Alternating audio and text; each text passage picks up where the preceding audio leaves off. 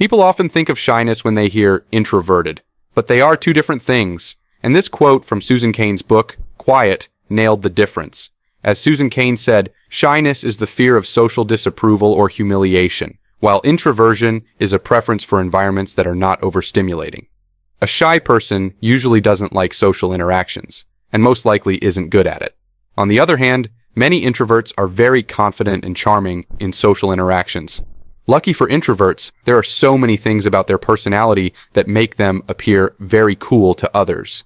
And most of them do these things without even being aware of it. That said, here are 6 reasons why introverts are very charming. 1. They naturally come off as independent. One of the coolest things about being an introvert is that you don't feel any urgent need to always have people around you. This independence influences how people perceive you more than you think. Think about it. Because introverts are not afraid to be alone, they are more likely to handle social interactions in a more mature and composed way. They won't try hard to win people over so they can have a long chain of people to hang out with. The introvert is more likely to be the person that goes to a restaurant, sits comfortably alone, and enjoys their food without feeling awkward about it. Whenever we see someone who is comfortable all by themselves, we just associate a higher value and more maturity with them. Independence is attractive, and we know that independent people make better partners. 2. They are mysterious. How do you feel when a celebrity you haven't seen in a while suddenly shows up to an award event in the most unexpected attire? Celebrities understand the concept of creating mystery perfectly well. Today they could play the character of an innocent protagonist. Tomorrow they are in an award show in an all-black dress looking super hot. This is why we can't get enough of them. They are mysterious. But it's not just celebrities that can create this aura of mystery. To create mystery, you either create a lot of distractions so that people can't figure you out, or you give them too little that they don't have enough information to figure you out. And introverts are naturally good at the latter. Introverts value privacy. This means that they are less likely to make a show on social media when they get a new car or get promoted. And since they don't announce all their moves, they often come off as mysterious and sometimes powerful.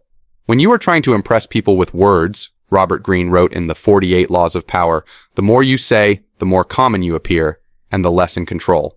Mystery excites us. This is why you don't want to watch a movie you've already watched. Familiarity dulls the mind.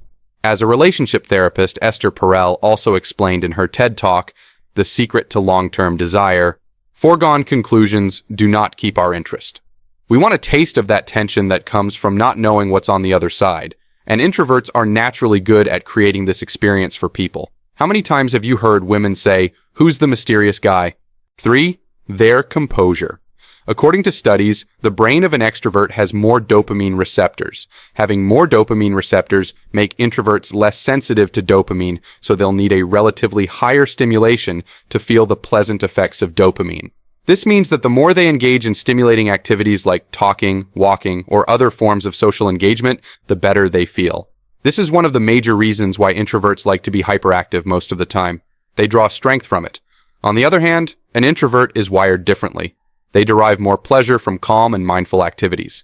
And this aspect of their nature makes them more composed.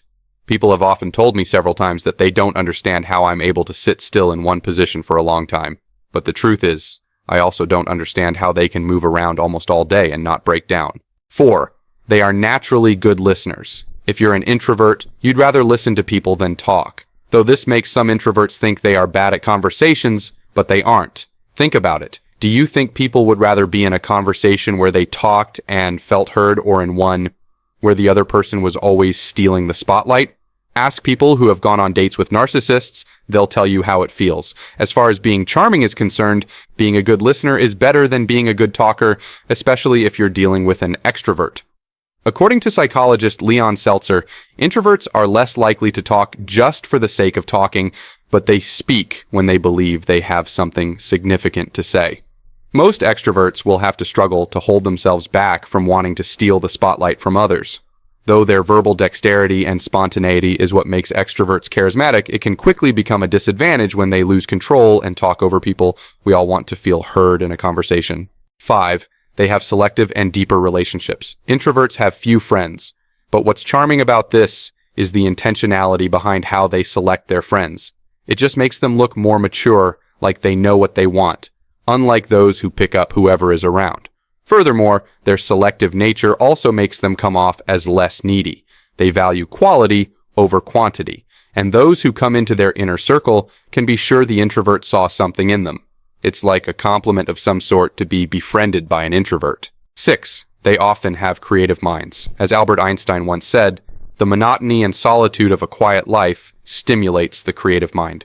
It's much easier to focus and let the mind connect ideas when you're alone, in a quiet place.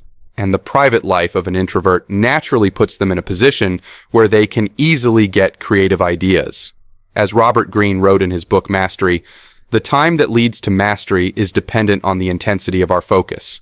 As Robert further explained in the book, the brain is wired to connect ideas, but if your attention is always divided into different things, it becomes harder to reach the stage of mastery. You end up short-circuiting the learning process. Bill Gates is known for taking his think weeks. Even Carl Jung often took long periods in the woods to study, especially in the period that led to his discovery of analytic psychology. Even extroverts understand the importance of finding a quiet place where they can focus whenever they have a cognitively demanding task. The fact that introverts love to spend time alone makes their creative time alone much more effective. And when you begin to connect ideas in ways that other people can't see, that's attractive. In conclusion, according to Carl Jung, who introduced the terms introversion and extroversion, no one is absolutely an extrovert or an introvert. We all have an introverted and extroverted side, with one more dominant than the other. So just because you're an extrovert doesn't mean you can't have some of these traits. As we grow up, we learn self-control. This means that we let go of the not-so-good aspect of our personality while we harness the good part. Life is a journey of self-discovery, and no one is subjected to live a certain way forever simply because of their personality type.